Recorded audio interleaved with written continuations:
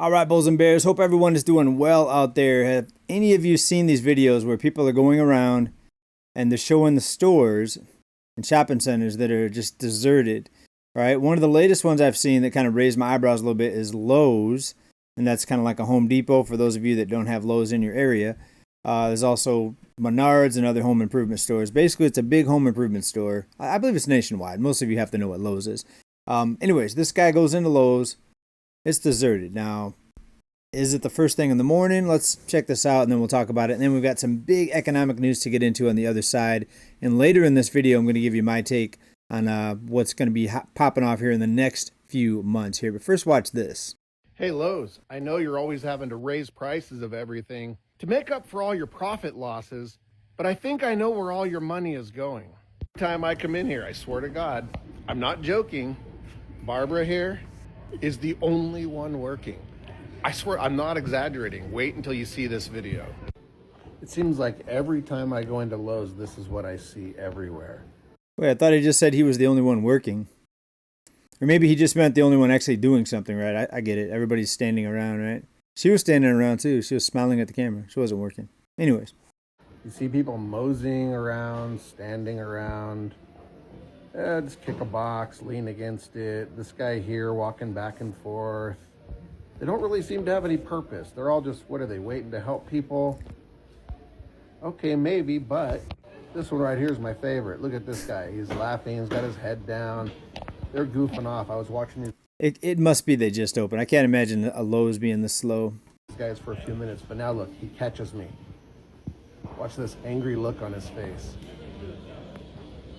Uh-oh. Oh, we're busted. He's not happy. We're busted. This guy's filming us. Look at this attitude. Instant replay.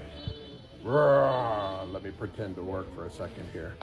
Actually, I heard that you are not supposed to film inside of stores because they're the businesses, but you can film on public sidewalks is what I've heard. Been watching a lot of these filming videos where people, have you seen them? That people just go around with cameras just filming people, and it's usually in public, so they can't really tell them to stop filming them. It's kind of like the paparazzi. They can just film you, right? The celebrities don't like it, but they have the right to do it. This guy's not happy though. Walk in, look at these guys just sitting on the counter, goofing off. He's like, look at these guys. They can hear him talking about him. They're all just talking about what they did over the weekend, goofing around. This was my third time by. This guy was standing here playing on his phone. I swear he was there for 10 whole minutes at least. La, la, la, la, la. Holding up the broom, that's important. Got to hold up that broom. Brooms are important to hold up. Yep. They got a party going right there on the aisle. I say give them a break. I mean, if there's busy times and there's slow times, let them hang out in their slow times. Come on. This guy's coming to join. The big problem with that is there's always a big line. Ah, that's a big problem. I'm telling you, every time I come in this Lowe's, everybody is sitting around playing on their phone. Literally. I came in here last week and the manager and 3 other people were sitting there laughing and giggling and playing on their phones at the desk. There were 2 guys running around outside goofing off with the carts. And then one of the girls who worked at the counter was walking back and forth with her phone, making jokes and fraternizing with them, literally not working. Meanwhile, there's 6 of us in line trying to check out with only 1 person actually working. Okay, so there are customers. He's just more complaining about how the store's labor is prioritized. And that's a store problem there. If they want to have the one checkout person and then have 50 other people standing around, I mean, that's up to them. But I would be kind of upset if I was the checkout person. You got 5 guys sitting in there at the counter, goofing off, laughing, joking, showing each other videos on their phone. Meanwhile, they got carts stacked up out here hanging into the parking lot. I think I figured out why Lowe's is going broke. All right, so first of all, just a couple things on that last one. Lowe's isn't going broke. Here's an outlet, a headline here. Lowe's raises outlook as profit jumps on pro and DIY demand. So profit has jumped, so they're not going broke. I think he was just trying to maybe create a viral video. It is pretty interesting, though, how there would be so many people standing around, though. Also, it says here, Lowe's had announced a $8.8 billion acquisition of foundation building materials. Sounds like something you wouldn't hear about if a company really was going broke. And if they really were going broke, they wouldn't have that many extra people standing around here. So I just thought I would start the video off with kind of a just kind of a fun thing to take a look and kind of show you what other people are talking about out there in retail. And we do look for signs, though, of slowing down retail. We've seen it in Starbucks with 1% of all their stores closing, hundreds laid off here just recently. And we see similar stories wherever you go. We have corporate bankruptcies that are, last time I checked, we're on pace to beat the all-time record that was just set the prior year. Let me just double check on that for you. And the latest report we have is in August, so almost 2 months ago, and that was the July numbers, talking about corporate bankruptcy filings hit their highest monthly total in 5 years. So the trend is continuing to be the worst or the highest since the shutdown economy in 2020. And speaking of shutdowns, what's this government shutdown going to bring to the cost of living and to the economy, right? I've heard predictions of it's going to make prices go higher. I've heard other predictions it's actually going to cause deflation and make the cost of living and prices go lower because there's going to be so many people out of work and not having incomes. That's going to show up in the economy. And of course, you probably know the less people that are spending money, then the retailers that are selling these goods and services have to lower their prices because lower demand should equal lower prices in a normal world, in a normal economy.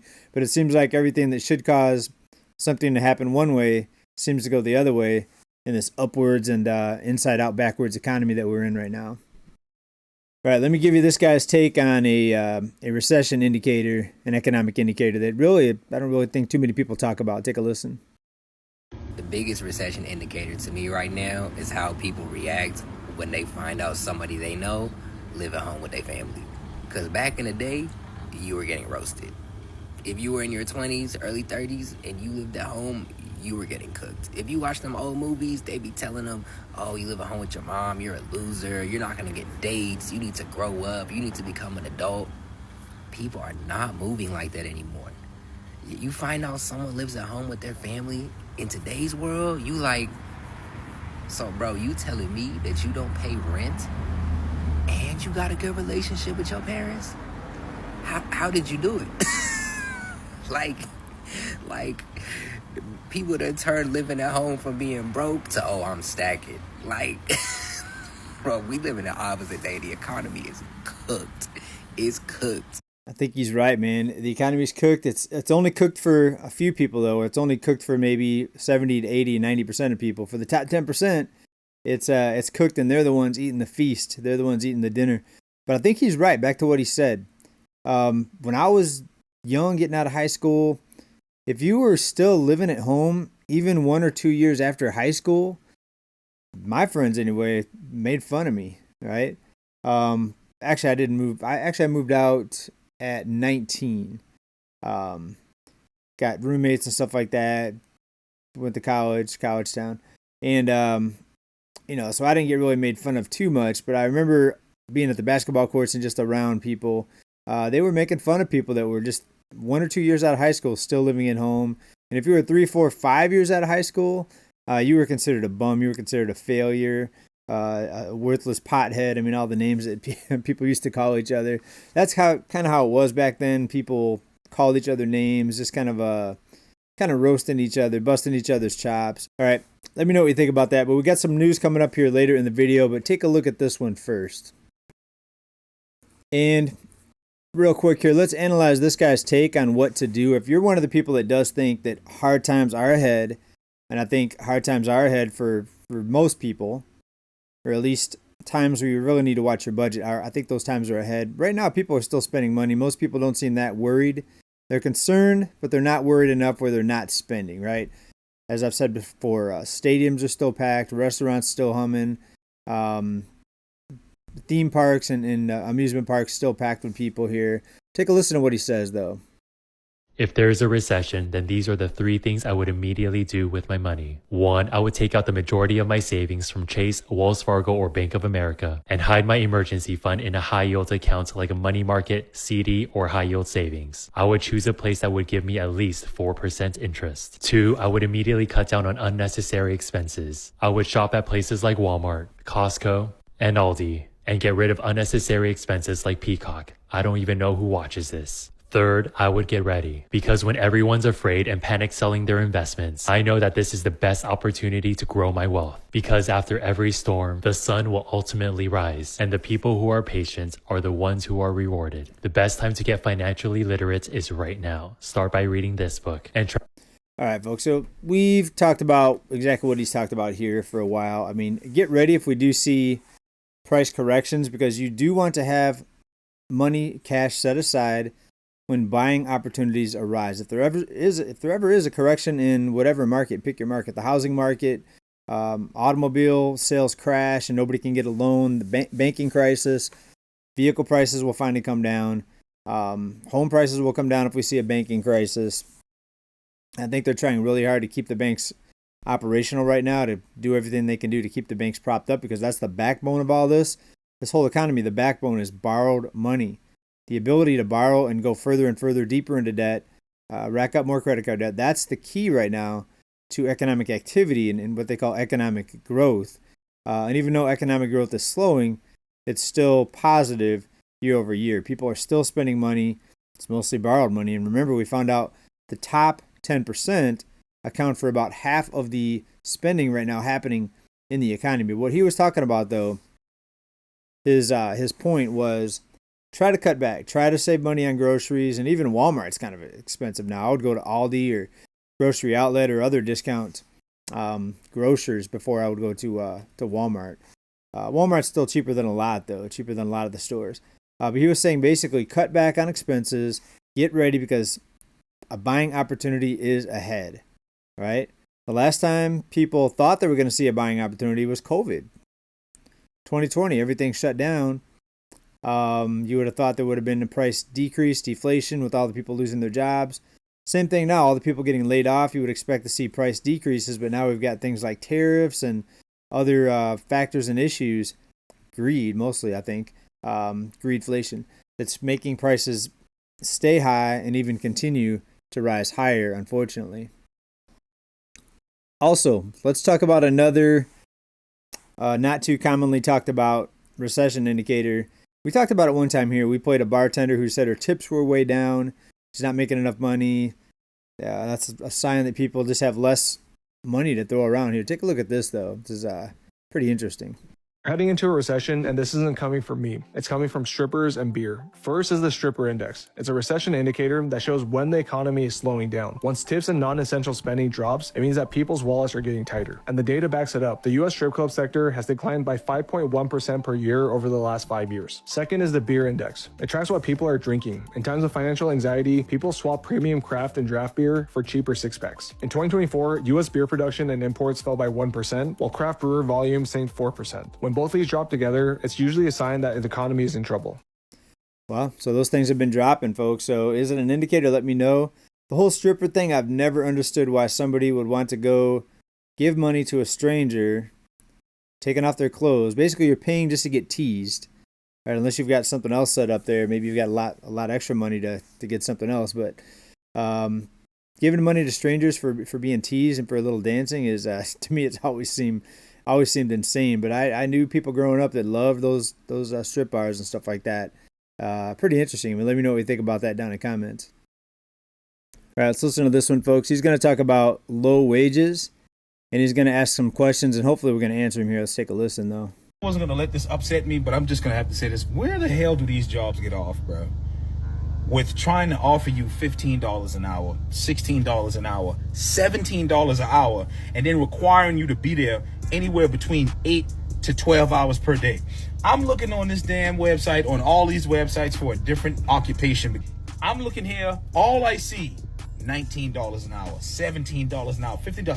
What the am I going to do with $500-$600 a week? And then you don't even pay that weekly, it's bi-weekly. What the going to do with $1,200 every 2 weeks? I want you to sit here and answer this question. What are you going to do if I took away all the money you had, all the money that you are accustomed to making, whatever it is, and I gave you $1,200 every 1st and 15th? How would you feel about that?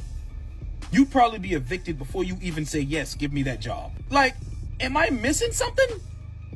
I must be the problem. I must be the problem, because I could have sworn that when you go and get a job, it's supposed to pay you enough money for you to live in an apartment, a house, wherever the hell you want to live. That's how it used to seem like. It used to seem like just getting a job, you can make it on your own. Now, folks, it's a different world over the past few years. A different world has emerged. And companies, they don't have any obligation to pay you a living wage. They're going to pay enough. They're going to pay as little as possible to fill the position with somebody that's qualified enough to get the job done. Right? And I've even seen older people get treated badly at their company because they were making more money, and they would rather just replace them with a new person, train the new person, because they would be saving so much on the wages. They would rather pay an entry-level person an entry-level wage versus paying a senior person a senior wage, right? It's how a lot of companies are, though. Let's finish up, though, with what he's saying. You may have a mobile home. I don't know. It pays you enough money for you to exist, not pay you enough money to piss off. And then the responsibilities that they want you to do. Oh, you gotta stand up for 12 hours a day, and then they look at you funny when you want to break. And oh, you gotta drive from Arkansas to Mississippi, from Mississippi to Tennessee, from Tennessee to Texas, from Texas to Maine, Maine to California, and then they only want to pay you barely $1,000. Well, there you go. If you're driving around, you're not standing up, so at least you're sitting down. A week. What? Bro, these jobs is on that bullshit, bro. Like, realistically speaking, these jobs is on that bullshit. I see why motherfuckers trap. I see why Franklin Saints exist. I see why people that do the BMF and the pushing this and the selling that, I see why they do it. I see why people do what they do to get by. Legal or not legal, people do what they do to get by because these wages aren't helping people. This shit, bro. At first, I'd be like, man, I could never do that shit. Now I'm starting to think like, damn, what's the recipe? Because I'll be in that kitchen water whipping. Dang. So let me know what you think about that, folks. I mean, when you've got 600 people applying for one job, they're going to pay as little as they can pay because it's overwhelming people. There's overwhelming number of people applying for these jobs right now. And if you're paying $25 and up, you're really seeing a lot of people apply to these jobs in any line of work. I mean, there was a big increase in people getting fast food jobs here in California when they made it the law that minimum wage for fast food workers had to be $20. And I've heard stories now of just so many people applying to these fast food jobs, even though normally fast food jobs wouldn't be that appealing and wouldn't be the place you'd want to start. Sometimes, pretty interesting though. Take a listen to this. Talk about how insane everything's gotten lately. I mean, normal people to keep up with everything. I just saw that Xbox doubled their Game Pass over 50% higher and acting like it's completely normal. And it's not just them, it's Xbox Game Pass, 50% increase. gas, bro. I don't play games. I'm not a gamer right now. I used to play a lot of video games. Just too busy right now. Let me know in comments. Is that insane or what? 50% increase? Game Pass? Groceries, rent, everything. It's like these giant corporations live on a different planet, completely out of touch with what normal people like me and you are going through. They call it inflation, but when profits reach record highs, that's not inflation, it's just greed. I'm not here saying I have any of the answers, but if you're out here just trying to survive, trying to keep the peace, especially in a system that keeps raising the bar, you're not alone. He says he doesn't have any of the answers, folks. Let's talk about it. The reason companies, Game Pass, from Xbox, whatever, the reason they can continue to raise prices is because people are still willing to borrow money or swipe their credit card to continue to pay the higher prices, right? People aren't disciplined. The American people, the American consumer is not disciplined. If people love something enough, they will go into debt. They'll borrow money. They'll scrape by. They'll do balance transfers. They'll rob Peter to pay Paul. Whatever they'll do to make the purchase. It's almost like an addiction. And there are people addicted to video games. It's a real thing. And when you see homeless people out there, they always have something to drink. They always have something to smoke and other things too, other party items, if you will. Even though they're homeless, they always scrape up collecting cans, bottles, whatever, stealing maybe. They always scrape up enough to buy those little vices, don't they? People are addicted to spending, folks. So that's one of the big ingredients that I don't think people are talking about enough, and why prices remain so high. Folks, you got to say no. You got to stop buying. Say no to Game Pass. Find something else to do. Take up another hobby. Go to the gym. Go for a jog, right? And I'm not saying you should do that. I'm just saying, but as a whole, this is why prices aren't coming down for anything. Pick your item. Drive an older car. Make that older car last longer. Go to some of these mechanics that are reporting that they're not seeing enough business, because everybody's buying a new car apparently, that enough cars aren't breaking down. So mechanics are talking about, oh, we don't have enough people. Pretty interesting, folks. Let me know what you think about this down in the comments. The Lowe's guy at the beginning, people standing around Lowe's, but yet Lowe's they're not actually going broke. All right, still making money. Anyways, hope to see you on the next video. Thanks everybody for being here. As always, keep stacking. Bye for now. Peace.